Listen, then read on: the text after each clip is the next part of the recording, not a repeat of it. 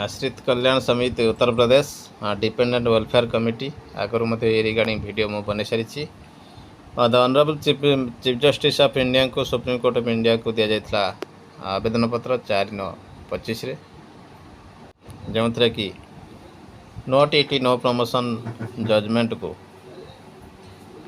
नजर रखी कंसिडरेशन दि जाता जो चाकरी जीवार वार्निंग मध्य थिला जो थे से भयभीत हो देखते सेवेरल ओकेजन रे राइट टू प्रमोशन कथा कहते एवं 3 नंबर पॉइंट से कहते जदि ऑर्डर टी इम्प्लीमेंट होची तेज जो मैंने सर्विस अलरेडी अच्छा सीनियरिटी लॉस हो as well as those appointed compensate ground रे जो मैंने पोस्टिंग पाई से सीनियरिटी हाम्पर होची अर्थात सीनियरिटी लॉस होची एवं ए रिगार्डिंग कौन रही अपडेट आज आम देखी नवा चलतु संपूर्ण वीडियो देखु टीटी इम्प्लीमेंटेशन अपर पार्श्व सीनियरिटी लूजर आशंका आप देखली एवं ये आप देखते कौन रही if TT becomes mandatory for promotion once the government officially makes TT a mandatory qualification for promotion it becomes part of the eligibility criteria not just a merit factor केवल मेरिट फैक्टर नुहे यह eligibility criteria हो एपटे supreme court judgement निश्चित भाव यह that means a teacher can not be consider eligible for promotion until they have qualified the TT यार अर्थ रहा जिते पर्यंत टीटी क्वालिफाई करना से पर्यंत से एलिजिबल हो पारे ना प्रमोशन एवं seniority will be counted only among those who have become eligible यह सुप्रीम कोर्ट को स्टैंडिंग जजमेंट रही सीनियरिटी से काउंट करा जो मैंने एलिजिबल थे जो मैंने इनएलिजिबल थे से मध्य सीनियरिटी काउंट हो पार ना अर्थात एलिजिबल अर्थ ये have past TT how the seniority will be counted दुईटा की स्टेजेस रही गोटे रही एलिजिबिलिटी स्टेजेस जो आम डेट ऑफ एक्वायरिंग एलिजिबिलिटी जोटा कि रही date of passing TT plus having required qualification plus becomes relevant तीनटा कथा हेले जाकि एलिजिबिलिटी स्टेज रहिबो कौन कौन पास करेंगे टीटी एवं क्वालिफिकेशन जहाँ आवश्यक ताहा रही एवं relevant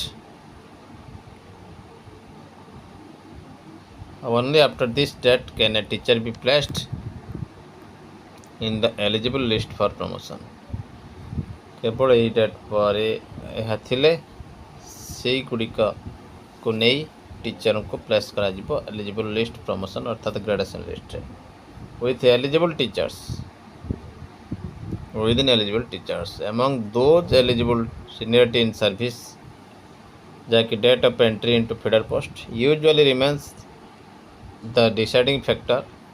So practically seniority among the eligible teachers will be determined by the date of entry in the feeder cadre, but no one shall be considered eligible until he or she passed TET. feeder category को से entry करने दिन ठार seniority count करने कथा किंतु जेपर्यंत से माने से योग्यता हासिल करना टीटी से पर्यंत तांको योग्य बोली बा एलिजिबल बोली धरा जीव नाही। तबे एग्जांपल सहित बुझे जनकर ना रही ए से 2010 रे पास करना टीटी जनक ना रही बी 2012 अपॉइंटमेंट पाई 2020 पास कर आउ जनक ना रही सी नामक व्यक्ति 2014 अपॉइंटमेंट पाई 18 एक्वायर कर टीटी तो ये से केबेठारु योग्य हेबे जेतेबेले से ए नामक व्यक्ति पास करनथिले और टीटी से नॉट एलिजिबल थिले, एलिजिबल डेट तांकर हेई नथला। ये जो व्यक्ति जनक 2020 पास कले 12 पोस्टिंग पाई से एलिजिबल रहिले एवं जी 2014 पोस्टिंग पाई 2018 एलिजिबल टीटी पास करथिले से एलिजिबल आर्लियर हेले। टिके ध्यान दियंतु एवं देखंतु। Even though A is senior by appointment, C and B will be considered for promotion first because they became eligible earlier. जदिओ एटी ए 2010 रे पोस्टिंग पाइथिले किंतु ओटीटी पास करि नाहंती, बी 2012 रे पोस्टिंग पाई 2020 रे एवं सी 2014 रे पोस्टिंग पाई 2018 रे पास करिछंती टीटी। जदिओ ए सीनियर थिले अपॉइंटमेंट रे किंतु C and B will be considered for promotion first because they become eligible earlier. A will have to wait until he clears TT. ये जे पर्यंत पास न करिसेंती TT से पर्यंत अपेक्षा करबा को पड़िबो। कोर्टंकर मत कौन रही है भितर लीगल प्रिंसिपल कौन, सेवरल कोर्ट्स रूलिंग कौन। Court including various high courts have held seniority cannot operate in favor of an ineligible person. Only those who are qualified as per prescribed rules can be considered in the zone of consideration for promotion. योग्य व्यक्ति को ही केवल consider करा जिवो, अयोग्य व्यक्ति ineligible person को consider करा जिवो नाही प्रमोशन पाए। तो आप जानी सुप्रीम कोर्ट मध्य कहते टीटी मैंडेटरी प्रमोशन पाए जार टीटी ना से तो अयोग्य इनएलिजिबल रहिले पदोन्नति पाए। So once TT is mandatory, date of passing TT becomes a crucial cutoff for eligibility. Though not directly altering enters a seniority, it just filters the eligible group. तो तबे समारी कौन रहा stage before TT made mandatory. TT mandatory होगा पूर्वर date of appointment feeder पोस्टर seniority count करा जाउथला, किंतु after TT mandatory only TT qualified teachers eligible, seniority counted on them among them based on appointment date. If two teachers pass TT on different dates, the earlier qualified of teachers becomes eligible earlier for consideration. किंतु TT जिते बड़ा आसीगला सेठी अब appointment date कथा धरा जीव नहीं। Date of appointment in feeder post जिते TT mandatory है नथला, जिते टीटी मैंडेटरी हो गला ओनली टीटी क्वालिफाइड टीचर्स मान को सीनियरिटी काउंट पे निया जीवो। Then based on appointment date before जो माने अपॉइंटमेंट टीटी पास करिसेंती दुईटी कैटेगरी कथा रही छेटी। बिफोर अपॉइंटमेंट जो माने टीटी पास करिसेंती सेमानक पई अपॉइंटमेंट डेट हिसाब रे सीनियरिटी काउंट हो व्हिच एवरेज लेटर रहिबो। The earlier qualified one becomes eligible earlier for consideration. जो मानक पोस्टिंग परे टीटी क्वालिफाई करिसेंती सेमानक पई जो माने क्वालिफाई अर्लियर करिवे उनको अर्लियर कंसीडरेशन करा जिवो। कि लीगल एडमिनिस्ट्रेटिव पॉइंट रहउची supreme court has ruled that passing TT is compulsory for recruitment and for in service teachers seeking promotion. Supreme court already order दे सारी। Teachers are appointed earlier who have more than 5 years left to retire were given a time windows to clear TT. The Odisha School and Mass Education Department has published promotion notification and is reviewing implementation of Supreme Court order. The state has said it will examine the judgment of and prepare guidelines, including special TT sittings for in-service teachers. Odisha runs its own OTT with published guidelines, frequently eligibility, which the department can use to schedule special sitting for serving teachers. How seniority will be counted once TT is mandatory? Plain rules you can rely on. Seniority किपरि count हेबो? Eligibility filter first. Only teachers who have passed TT first. Seniority सेमानक भितर count करा जिवो जो माने TT pass करिसंती and otherwise meet length of the service and qualification criteria. नहले आपणकर T pass कर सारी जो लेंथ ऑफ सर्विस मन करंतु VA रु VB को जावाई 4 वर्षर आवश्यकता अच्छी से 4 वर्ष मध्य कंप्लीट कर दरकार। Enter the zone of consideration for promotion if you haven't pass T you are ineligible even if you are earlier by appointment date.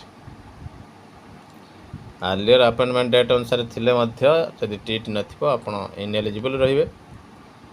Date that matters for becoming eligible date of passing T or any departmental date the state fixed for eligibility. A teacher becomes eligible for promotion only from the date onward. Interseniority among eligible teachers is still normally by the appointment date of initial appointment to the feeder post, but only those already eligible जो मैंने eighty भल भाव देखते क्यों मान क्षेत्र में date of appointment को निया सीनियरिटी काउंट एवं क्यों मान क्षेत्र में डेट ऑफ पासिंग टी को निया देखंतु। Inter seniority among eligible teachers is still normally the appointment date क्या मान क्यों मान अपॉइंटमेंट डेट को निया आपने भल भाव देखंतु। डेट ऑफ इनिशियल अपॉइंटमेंट को फीडर पोस्ट को निया but only those already eligible जो माने कि टी पास करके आसी पोस्टिंग पाई। So promotion order who was eligible earlier by T pass date and among those eligible number 2 रे आसीबे who has earlier appointment or seniority दुईटी कथा रहउची। सुप्रीम कोर्ट कोन कहउछन्ती सुप्रीम कोर्ट अलाउ करछन्ती limited transitional relief time windows for certain pre RT appointees. Odisha is preparing its own operational guideline which may fix exact cut off date. Concrete sample tables ये रही आपण मन पई बड़ खबर। ये देखो एग्जांपल देछि राम जी की पोस्टिंग पाइले इनिशियली 1 जनवरी 2008 रे पास करिना टी एवं से जेहेतु टी पास करिना एलिजिबल होइना प्रमोशन पाई। सीता जी की 15 जून 2010 रे पोस्टिंग पाइले इनिशियली पास कले 10 मार्च 2024 रे एलिजिबल हेले 10 मार्च 2024 रे। गोपाल जी की शीघ्र जाइए 1 जुलाई 2012 रे पोस्टिंग पाइले 5 मई 2022 रे से टी पास कले एवं 5 मई 2022 रे से प्रमोशन पे एलिजिबल हेले। लता जी की 20 सेप्टेम्बर 2009 रे पोस्टिंग पाइले पास कले 20 नवेम्बर 2023 रे एवं एलिजिबल हेले 20 नवेम्बर 2023 रे प्रमोशन पाई। जी की प्रथम राम जी की एलिजिबल प्रमोशन पाई है नांती से प्रमोशन ड्राइव बेलू टी पास करना तेणु से कनसीडर हे ना जे कि बी सीता को निया जाइतला ओ टी पास कले 10 मार्च 2024 रे एलिजिबल हो गले प्रमोशन पाई एवं एलिजिबल कंपेयर अपॉइंटमेंट डेट से योग्य विवेचित करागला। आपणर सी डी को समान कथा B eligible earlier then B so consider ahead of B by eligible date जेहेतु से आगे पास कर से आगे जीवे टी एवं जी पछर पास कले से पछर ही जीवे तो निश्चित ये गोटे बड़ खबर आसी पहुँचला एग्जाम्पल सहित बुझेला। सी बिकेम एलिजिबल 5 मई 2022 रे दस enters the eligible list earlier than Lata ji कि 20 नवेम्बर 2023 रे पास करथिले। बी 10 मार्च 2024 रे पास करथिले among all eligible teachers on the date of department from the forms the promotion list seniority appointment date decides ties ordering. So even Lata passed TT after C Lata's earlier appointment 2009 रहितले Madhya Taku senior केतेबे करा जिवो जेतेबे 2 जन जाक eligible थिबे तेणु जेतेबे से posting T पछर पास कले तांकर seniority free जाई गला। तो ए भली भाबे आपनकर हेउची टी सीनियरिटी लॉस करिवो एवं काउंट करा डेट ऑफ पासिंग टी को तो निश्चित भाव गोटे बड़ खबर होइछि। देखिबा परवर्ती अपडेट।